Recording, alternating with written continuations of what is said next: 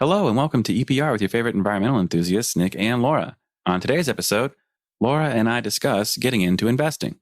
We talk to Ted Janulis about finance, investable oceans, and the perils of youth. And finally, reindeer have ultraviolet vision, which I initially read as laser beam vision, which is not the same thing. So, Pink Floyd vision. Right, yeah, just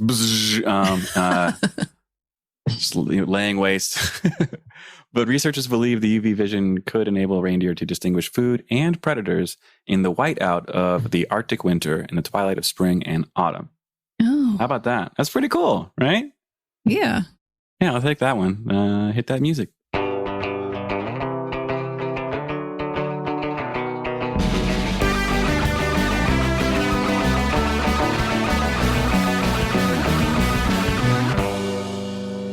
Okay, the PAEP, which is the Pennsylvania chapter, is hosting their next webinar featuring Vlad. Oh my gosh, did you guys make this up? Vlad Odorchenko, Senior Project Manager, Environmental and Sustainability at ACT Engineers, Inc., on implementing sustainability on Thursday, March 31st at noon Eastern Time. The PAEP is continuing to offer these monthly educational webinars for free to members and $20 for non-members. Check it out at www.paep.org. We appreciate all of our sponsors, and they are what keep the show going. If you'd like to sponsor the show, please head over to environmentalprofessionalsradio.com and check out the sponsor form for details. Now let's get to our segment. So, Laura, a completely organic start to our segment today. We talked to Ted about finance. We talked to Ted about learning how to finance. And yes, I said that the way I wanted it to. But it's a really complicated thing, and it's not taught in any basic level. Like, you almost always have to learn externally on how to actually invest, how to actually be a part of the investment community. Mm-hmm. And there's a lot of challenges with that. The internet makes things a little easier. And I think you and I both came through it a different way. So maybe we can talk about how we learned and then kind of come back at the end and see what new approaches there are to finding out more about getting involved in finance. Right. Well, I would say I didn't learn till I was ready to learn. Yeah. I didn't have a lot of opportunities to invest when I was younger, except for the fact that my grandfather was very big into stocks. He had owned his own company. It was a plumbing company that still exists, actually. And he had put money into it's not a trust fund. I'm not a trust fund kid, but it was just like a little bit of money for school, and he would always try to tell us, like, you need to invest. And he would, I knew he played stocks. I don't know. Stocks, did stocks, whatever that is called. But really, he would tell me to go talk to an advisor, and I would go talk to my advisors, but I really felt like they didn't do anything. They would say, what do you want to do? And I would say, I don't know. You tell me what I'm supposed to do. And their business was not in education. Do you know what I mean? So I would always leave those meetings feeling like I wasn't heard, and well, okay, I guess I don't know. I don't know what's happening with my money. Like, there's just very in the dark, and I worked for a government for 10 years. So then I had money in a 401k and investment plan, but I still didn't have any control or say in where that money was going or what it was doing, how much level of risk I was putting it into. Words even back then, I wouldn't have even known to speak. Yeah. And then one day I needed to change that money out of that account, since I no longer worked for the state of Florida, and put it somewhere else. And so all of a sudden I really needed to know, what do I do with this? So I actually read Tony Robbins' Master Your Money, something. I can't remember what it's called. It's Tony Robbins' book. And it changed everything for me. He just very plainly spoke about what your options are, what to look for, which then when I go to speak to a financial advisor, actually gave me the knowledge I needed to ask intelligent questions and to know when they were not giving me intelligent responses. So it's more important. Yeah. So that's kind of how I learned. I know I'm not doing things perfect. I know, like, we will see when we talk to Ted, there's still a lot I don't know, but I still feel more informed than the average person. Yeah. But I think, that how you come about that information is really important. It really is also tailored to the person, right? And so for me, my career, I guess my path towards investing really started more when I got my first job with a 401k. And I'm glad you brought that up, because it's exactly what got me kind of sparked into thinking, oh, what is actually happening with my money? And I worked for a company that had its own stocks, right? And every year the company gets evaluated and those stocks get a market share increase, and in theory, it's better than the market always. So you could put 100% of your stocks in this employee-owned stock. The challenge with that is the Enron, right? For those of you that don't know, Enron had the same exact model and the company went bankrupt, but you can only buy those stocks once a year, right? You can only sell once a year. When they went bankrupt, no one could sell their stocks. Their stocks went from having millions of dollars in value to $0 in value. Mm-hmm. And my brain was like, that's a nightmare. How do I know what's an acceptable amount of risk for me? And I just devoured the internet, and I read so much, and it actually helped me in lots of different ways because I was only thinking of it in terms of 401k and this employee-owned business, but it ended up teaching me a lot more about what I should be doing with the money that's sitting in my savings account. It's not doing anything for me. And the only thing that I wish would be different is that I wish I had learned that 10 years earlier, because it just, like the compound interest, the earlier you start, the more you will make. And that's just how it works. And the more time you wait between when you do something, the less you do. And Toby agrees with me, which is great. But yes, Toby has decided to stick his face up here and critique what you're saying. Yeah, he's to say himself. Yeah, about to say, you need to invest in cat food. Yes, as much as I could eat. Chewy, invest in Chewy. That's what he's saying. Oh yeah, nice plug there. But yeah, and I think that was kind of like it's eye opening. I think we both had that. It sounds like we both had that exact experience. Where it's, oh wow, there's a whole new universe out here of things that are really important. It can be overwhelming, I would say, and one of the things I learned just doing my own research about the kind of investor I am, like I'm not somebody who's going to sit there and day trade, and like try to beat the market. I just don't have the patience or energy for that. And right. And that's the kind of stuff Tony Robbins talks about in his book. So, he's like, very few people who day trade are going to beat the market. Yeah. So unless you have some special tool, skill, knowledge, whatever, you probably shouldn't bother. Or if you just like doing it, sure, go for it. But in most cases, he gave very practical advice for like, how can you at least meet the market and not get screwed? And all the different ways that like the funds and the account managers can kind of, you say you're getting 8% return, but on the back end of all the trades and all of the managers who take their piece, maybe you're only actually getting 3%, which is not very good. Which is not so great, yeah. So for anybody who's a total newbie, I completely recommend this book, because the internet for me is like, there's too much. Who do I trust? Mm-hmm. Who's really telling me what I need? Same thing with the financial advisor. Until I found one I felt I could really trust. Mm-hmm. That was the same thing. They've all just been, because they have interest in selling certain products in a lot of cases. And sometimes I have met ones who are like new to it and they don't even know. They don't even know, because they go through training to tell you what the answers are. Yeah. And sometimes they don't even know. And being informed at least lets you kind of spot that. And who knows, the economy is down now and everybody's kind of riding the low, but at least I have an idea of what's happening and I'm not like pulling it all out because I don't know what the heck I'm doing. Yeah. And, and I would say that if those of you that are intimidated by reading a book and you want to use the internet, then my advice is read a lot of it, because you'll see similar themes pop up. And so you'll start to trust some sites based on that, but you will see the same things come up over and over again.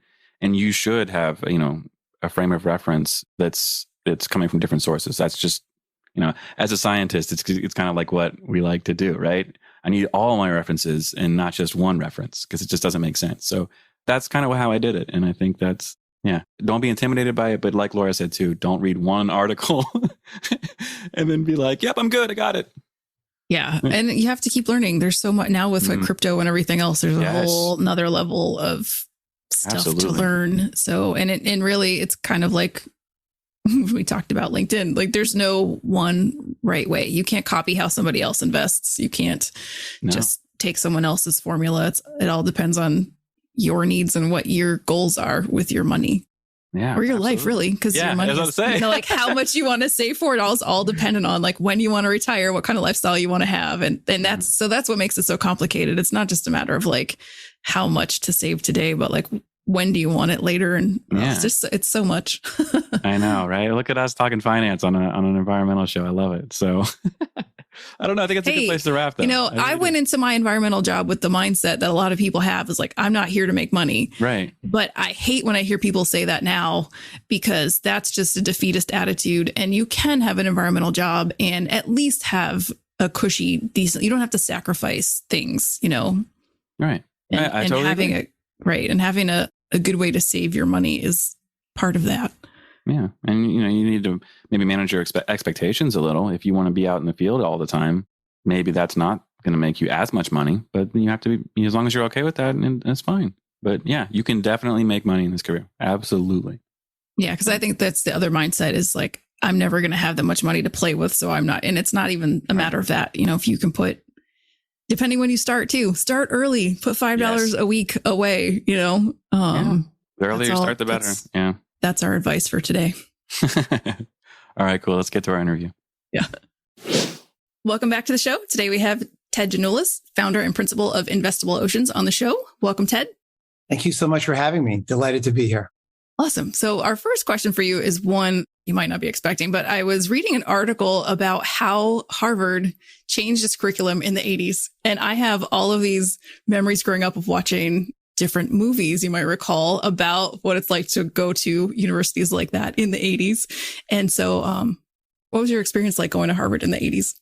Well, you're right. They did a big curriculum reform, right in the years ensuing after that. And there's the whole question about, what is a core curriculum? What's a foundational knowledge base that people should have? And that's clearly shifted, remarkably over time. And the way classes are taught now is very, very different. I think there's a lot more interaction and a lot more reversing things where you're expected to know things when you show up so you can really go to the next level as opposed to more rote learning. So there's been some incredible innovations, but back then it was this idea of what is a liberal arts education and sort of forcing people gently to go out and make sure they did a certain amount of coursework outside their chosen major. Right. I think you must have read the same article. That's exactly what it was about. Oh, you could kind of get it. You could get a degree from Harvard without actually really learning any core stuff. Yeah. Well, by the way, there is a remarkable book by the gentleman who completed all the coursework for 4 years of MIT in 1 year without matriculating. And he basically got all the syllabi and then went out and read everything, took all the tests, and effectively got a degree in 1 year. Although they probably didn't give him a diploma, but it's you can really accelerate if you want to.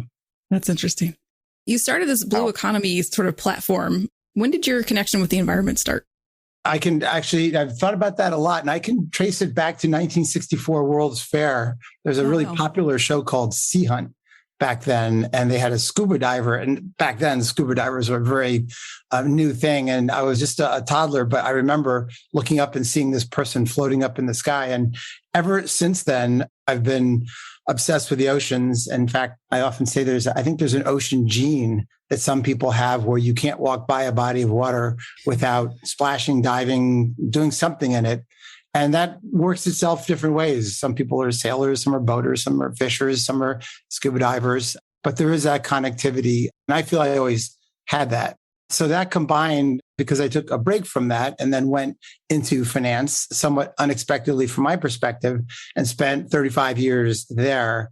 And then the two more recently came together as people asked me questions, financial questions about the ocean. I spent time, more and more time on the topic. And that's what ultimately led to Investable Oceans. That's great. I just was talking to somebody yesterday, sorry, Nick, about our evolution from fish. So maybe that's where our inherent love of the ocean comes from. I did also want to mention that Nick is joining us remotely from his travels, so he may sound a little different than you might be used to. I really wanted to do a British accent there and make that the difference, but yeah, I'll refrain. But it's really cool to hear that, and we really want to dive into that path because you have this love of oceans. You went into finance, and so And then you ended up combining your interests, which in really creative ways, which is really neat for us as environmental professionals. So how were you able to make that all come to be? Yeah, well, it started, as so many things do, with a series of smaller experiences. So as people would ask me questions about financial things, it might have been about offshore wind, or it might have been about new generations of tourism boats, or all the things you can imagine across the whole sectors of the so-called blue economy. The more and more I looked at that, the more it occurred to me that there were, in fact, projects and companies that were market-based, meaning you could invest in them without thinking you were sacrificing any yield versus comparable investments. But at the same time, even though I could see those, they were very spread out. And like I said, it might be offshore wind, or it might be aquaculture, or it might be energy, all different kinds of things. And the idea behind Investable Oceans was to put that all in one place. So we built an online community where investors can come, and mostly geared at this point towards accredited investors. But we're trying to expand that and get more offerings that anybody can partake in. And on the other hand, bringing companies from different places that are doing innovative things, largely in the earlier stages of their life cycle as a company, but not at the very, very beginning. That's a sort of different world. Yeah, gotcha. And would you say there's lots of ways to invest. There's lots of ways to become involved and engaged. Can you kind of like walk us through like the spectrum of that, like where the left and right bumpers are for people who are interested in investing? Yeah, great question. And maybe there's two different dimensions we can talk about. If you go the About section of our site, there's a very simple little sort of line chart. And if you imagine a continuum going from left to right, all the way on the right side are market-based investments, where, as we said, you don't expect a discount in yield. You expect all the good things that happen on top of it. And then all the way on the other side, on the left side, is philanthropy or forgivable loans, or things where you don't expect any return, but you do expect responsible stewardship of your funds. The issue is, in the middle of there is this huge, important area, and people call it blended finance. They can call it impact investing. There's a lot of ways to describe it, but it means that it's sort of a hybrid of those two things. And that can come in different forms. That can mean that you're investing in something, and maybe instead of a comparable investment might be 15 or 20%, maybe you look at a 5 or 6 or 7% expected return. And these returns are always expected because you don't know till the end how you actually did. So that's one way to look at the continuum, is across the risk spectrum, if you will, and what kind of return that you expect.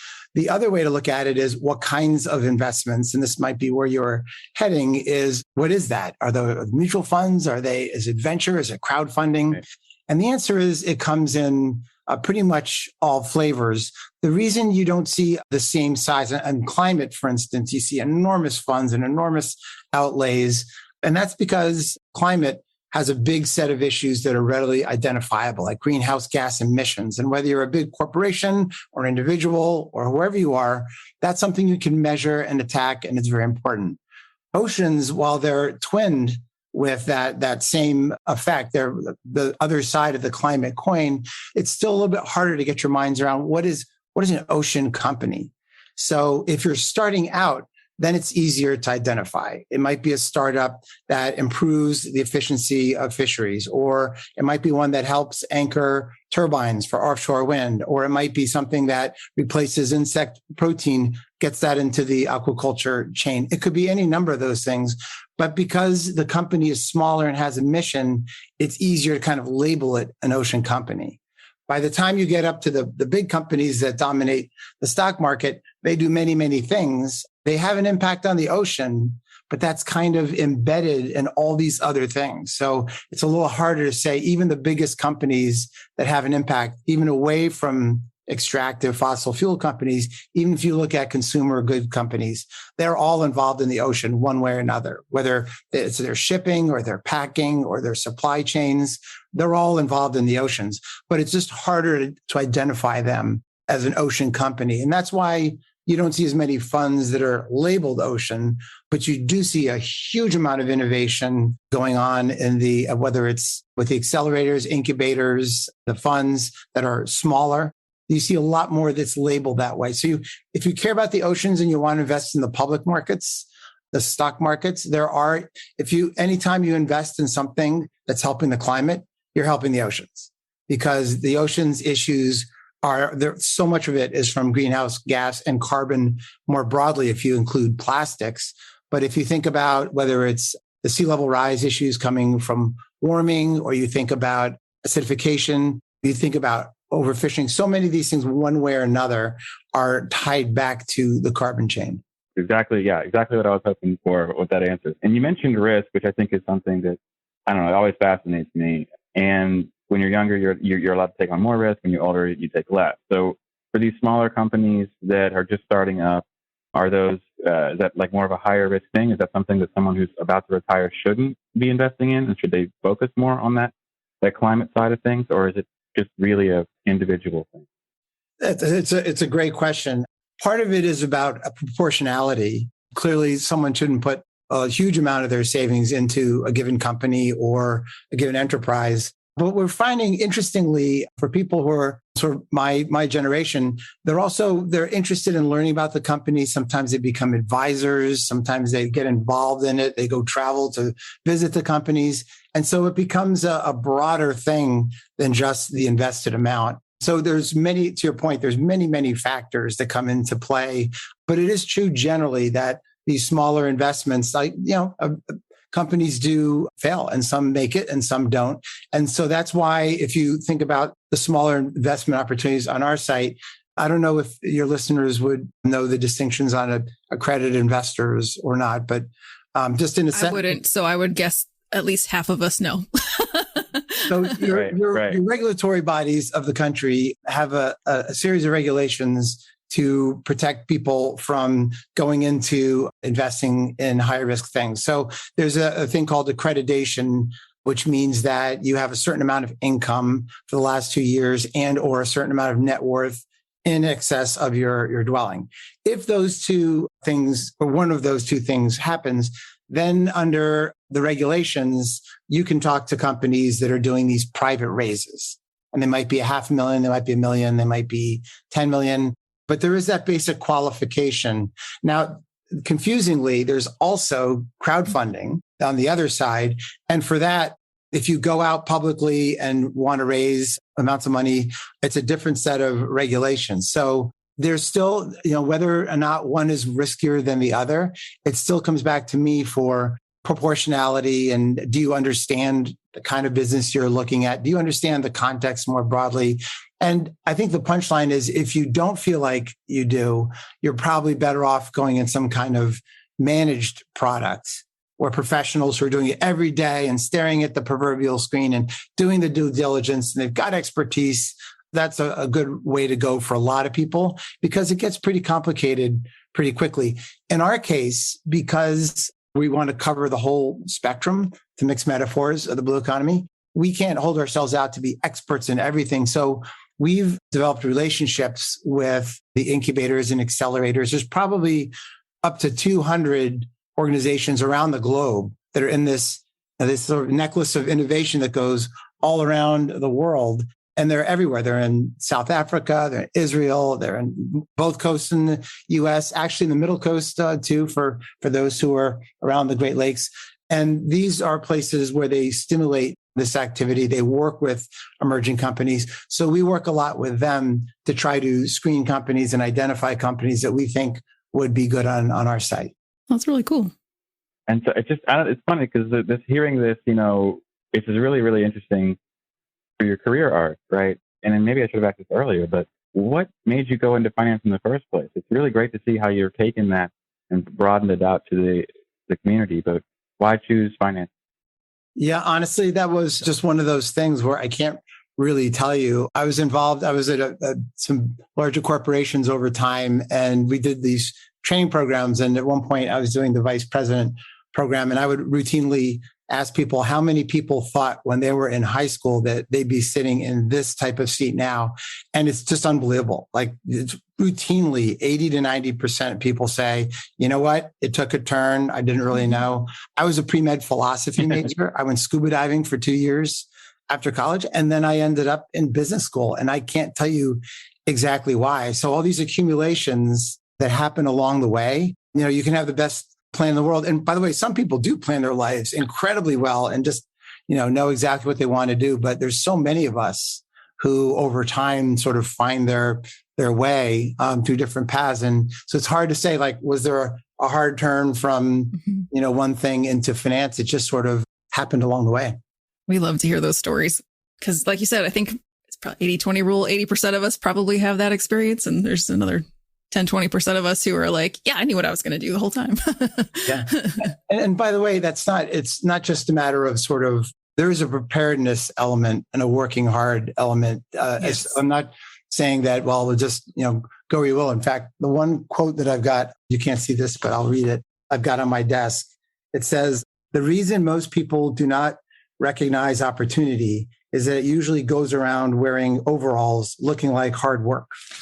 That's Thomas Alva Edison. Thomas Alva Edison, who famously, not only invented the phonograph and the movie projector and the light bulb, but had massive miscues along the way and thousands of experiments that didn't work. So right. When I talk about how I also don't feel like it's just a matter of fate that you're going to end up somewhere and you can't control it. You can absolutely, while you paddle around on the wave while the wave is moving. Right. Perfect. Love that. Yeah. And we were wanting to have someone to come on the show to talk about this kind of stuff. I went to an advisor decades ago. And when I first had a real job and I was like, I have a 401k and I need to do something with money or something. And I asked him, I said, I don't want my money to go into, I'll be honest, Walmart. I don't want my money to support certain types of companies. And he looked at me like I had two heads. He's like, I don't know what you're talking about. Like this is a mutual fund. This is where your money goes. And I feel like I'm hopeful that, that's becoming more common and people are more conscientious of where their money is going and care about where their money is going. Do you feel like that's becoming more mainstream or is it still just a real small amount of people? No, I think, look, you can look on the television and see, people talking about the huge amounts of dollars that are going towards ESG and sustainability. And at the same time, some skepticism about some of the labeling and what are you really doing with that? I do think it's the case. There's a sort of well-repeated idea that there's a generational shift going on, but also it's a combination of gender and generation, where if you look at the polling numbers over a pretty long period of time now, it's shown that there's going to be more conscientious, purposeful investing. So the asset management industry that makes these products ultimately has to produce things that will sell. That are sellable. So there is a sort of, there's two sides of it that have to come together over time. Increasing awareness, which creates the demand, then they'll create more products, and that should be a virtuous circle. I think we are hitting some bumps right now as people are, rushing towards those concepts about labeling and things. But I do think there's a lot of very thoughtful, very realistic, science-based offerings out there. And again, back to the oceans piece of it, I think a great step in, since oceans are, we love working on oceans, but a lot of people won't find that when they talk to their right. sales representatives, yep. But they're all talking about climate. Everybody's got to talk about climate and sustainability. And by the way, that's not to say that, there's also S and G and the social issues and justice and equity.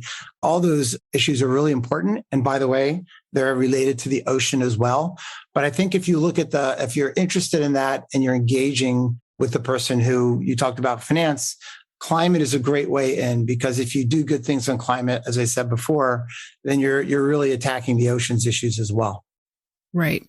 So let me ask you a novice investor question. If I am a conscientious investor and I'm considering either working with my local financial advisor or whatever, or going to your site and doing something like that, how do I make that choice? Or what kind of person is coming to Investable Oceans specifically? Or do I do that through my advisor?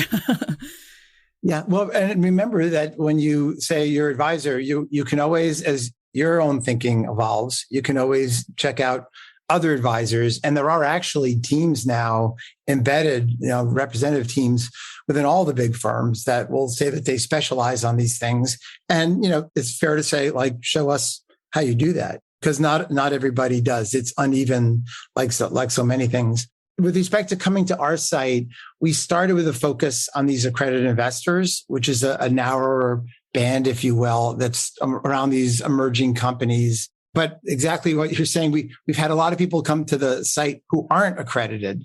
And so that's why if you go to the site, you'll see podcasts and books and films and other things, because people learn different ways. It's the old Cousteau chestnut that you protect what you love. And so we found that in processing information different ways, we were drawing more people to the site. So we do want to come out with more things that you don't have to be signed up as an accredited investor to do. So maybe I would answer that question more like, oh yes, come to us. I do think coming to us, if you are still investing small amounts of money and you're earlier in your investing path, it's still really good to get an advisor. But over time, we hope to get to a point where we have a broad enough array of offerings that are publicly available so that we can say, come here specifically for that. Cool. Yeah, I did find there was a lot of educational stuff on there too, and interesting things to check up on. Yeah, we're making kelp smoothies in a couple of weeks on Instagram. So we have the uptake on these things is just people are excited about helping and preserving the oceans and being responsible stewards. So it's fun. Very cool.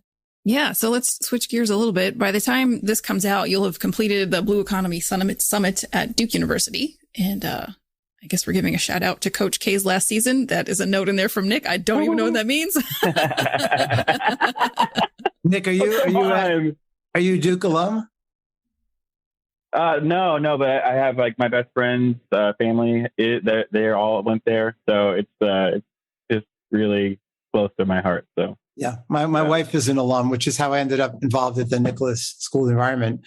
But yeah, Duke fans are. I'm sure every school says this. Syracuse, I'm sure says the same thing, but I've never seen anything quite like Duke basketball fans.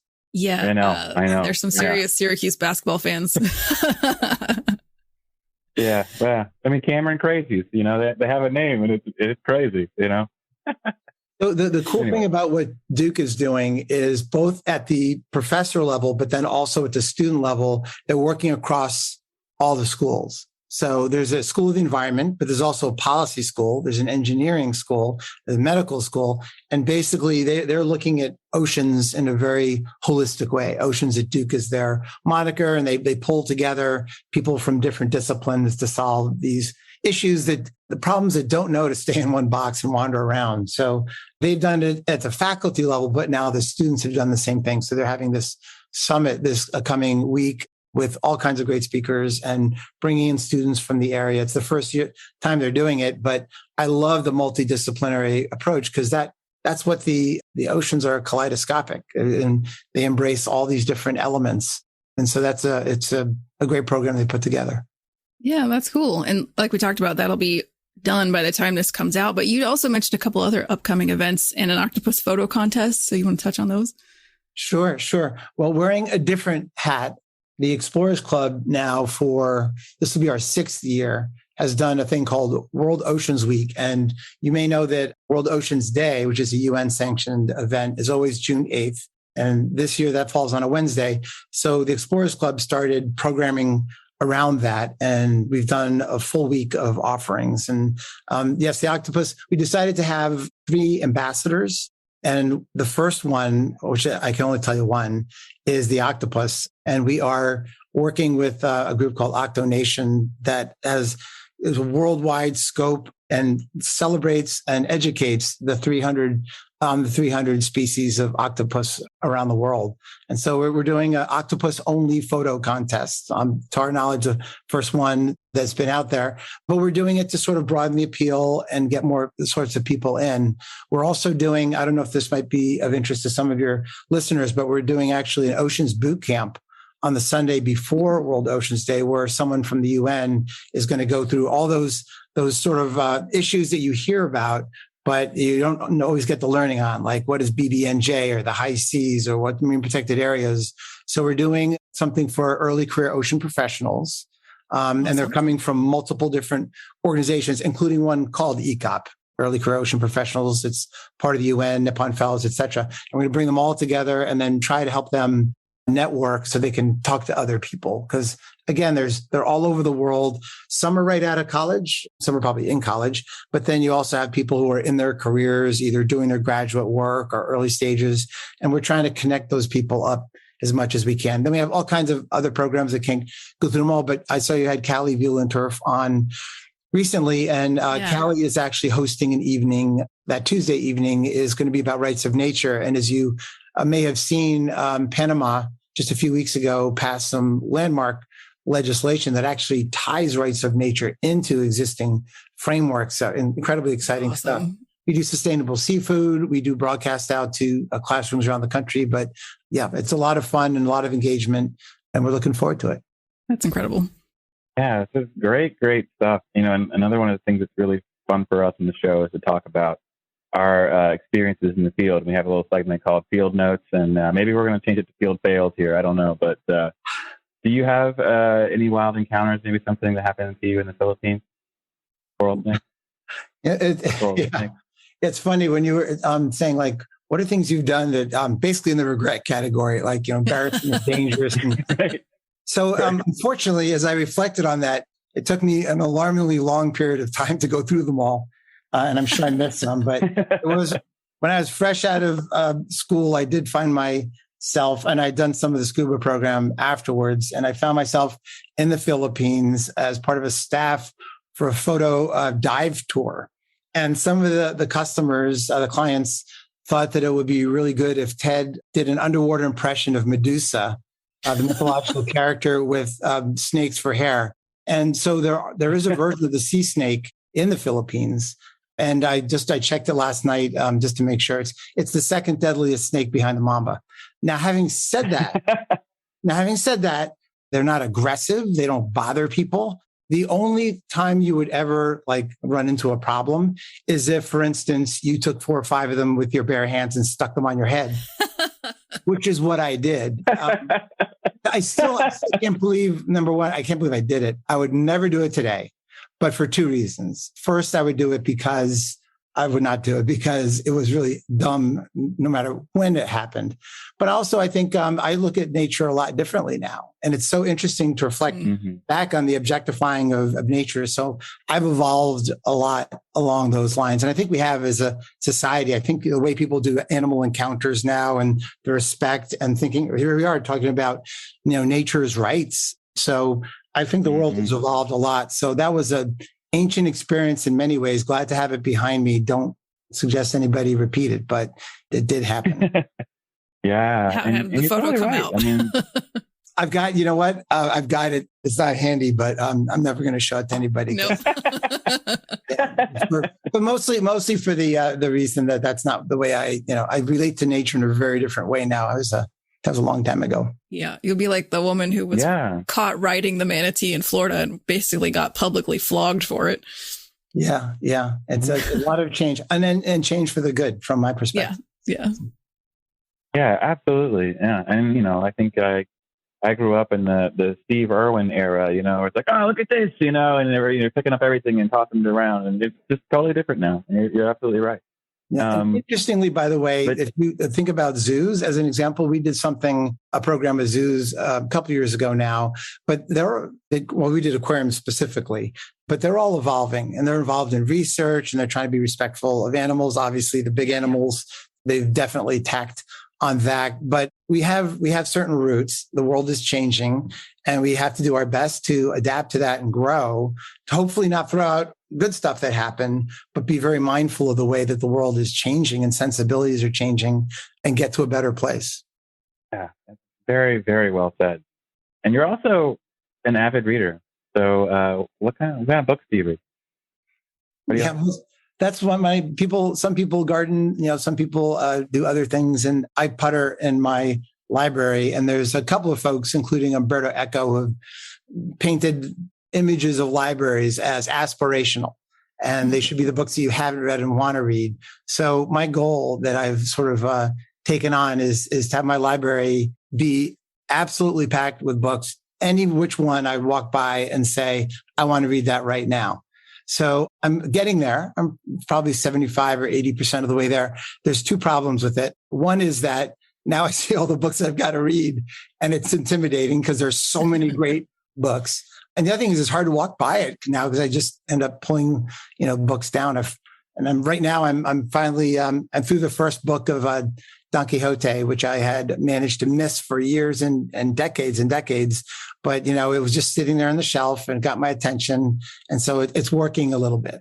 But I enjoy reading of all kinds. And by the way, there's some great ocean reading. And if you go to the Investable Oceans site, we have 100 plus books that are all kinds of elements, anything from visual interpretation of the oceans to artists to scientists to fiction, et cetera, et cetera. That's wonderful. And for people listening, he's got some beautiful bookshelves behind him, just full of books.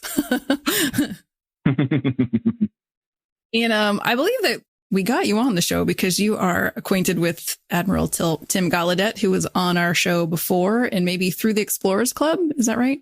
Tim is a member now and actually has participated in World Oceans Week. He's fantastic. I mean, encyclopedic knowledge, knows everybody, real vision of what he wants to do, which I'm sure is what he went over in your time with him, but also like one of the nicest people you'll ever meet. He's fantastic. But that kind of energy around blue economy and the shape that he uses for it around a sort of making sure that the U.S. agenda, not in a sort of, territorial sense, but the facts are money gets raised and spent and projects happen often aligned with our governments and the agencies, et cetera. So he not only knows the science and overall blue economy aspects of things, but he also has a great way of framing, the ecosystem we live in here in the United States. Yeah, absolutely. But I was wondering, with the Explorers Club, what's the most incredible journey you've been on? So I had the opportunity a few years ago we call them flag expeditions. The club has been around since 1904 and its members are all over the world and they do everything, the oceans, space, mountains, jungles, valleys, you name it. And first to a number of those places, whether it's the North Pole, South Pole, the moon, et cetera. And we have over 200 flags and the flags get checked out when you go on an expedition. You apply for a flag and if you qualify, you get it and you take it out and bring it back, sort of the notion of the return that goes back to, that's back to the Odyssey and other cultures have that notion. And then the flag generates its own history and genealogy. And then it does something really cool, like the Kon-Tiki flag, we retire it and now it's up in our main hall. So we did check out a flag and took it down to Cuba and Islands of the Queen, which is a spectacularly beautiful area. Parts of it, the U.S. divers haven't gone there so much over the years because for a long time, as we all know, it was restricted. Other countries weren't as restricted, but there are parts of Islands of the Queen that are just spectacularly beautiful and virgin in the ways that many parts, just can't be because of the access to them. So that was a pretty memorable trip. Oh, that's awesome. Yeah. It's great we get to do that. And I think we're all really thankful that we have the opportunity to travel and to hear all these other stories. And we've heard a lot of great things from you today. And I know we're just about out of time, but I'm going to give you the platform here. Is there anything that we didn't talk about that you'd like to? Well, one thing I see, and we've talked about it a little, is a real thirst for connection for people who are emerging, if you will. Yeah. And my advice, there are so many good groups now that are doing good work and reaching out to them. If you're one area, if you're interested now in the oceans, but you were interested in climate or terrestrial things, or you're going the other way, I have found that people are incredibly receptive if you reach out to them and just, ask them for, a little bit of their time. And I do this all the time with folks who reach out to us at Investable Oceans because you just feel good. You're paying it forward. We should be doing these things. So I would just encourage you, if you're in a transition or nearing the end of one program, thinking about the next one, just don't be shy about reaching out to folks. And especially I can tell you in the ocean world, it's just amazing how much people help each other. We all feel like we're in a common ecosystem and wanting to make things better. Yeah, that's a great last answer. And it ties right into my last question for you. So this has been educational. Again, thank you so much for your time. Where's the best place for people to get in touch with you? Sure. Well, the easiest is just my first name, Ted, TED, at investableoceans.com. That's my email. If you go to the site, you can also connect us through there. But I read my emails and I'm always happy to respond and always happy to help out where I can. Well, thank you so much, Ted, for being here. It was really great. We had a great time with you. Learned a lot. And that's the whole point of the show. So thank you so much for being here. Well, thank you so much for having me. And I think what you're all doing is just spectacular. So kudos to that and keep it up. And hopefully there are ways that we can think of fun and meaningful things to do together in the future. Sounds great. Absolutely. We'd love to. Thank you. That's our show. Thank you so much, Ted, for joining us today. We learned a ton about investing in finance in the environmental space. How cool is that? Don't answer. Sorry. No, that was me. I was just trying to go to the next. Please be sure to check us out each and every Friday. Don't forget to subscribe, rate, and review. See you, everybody. Bye.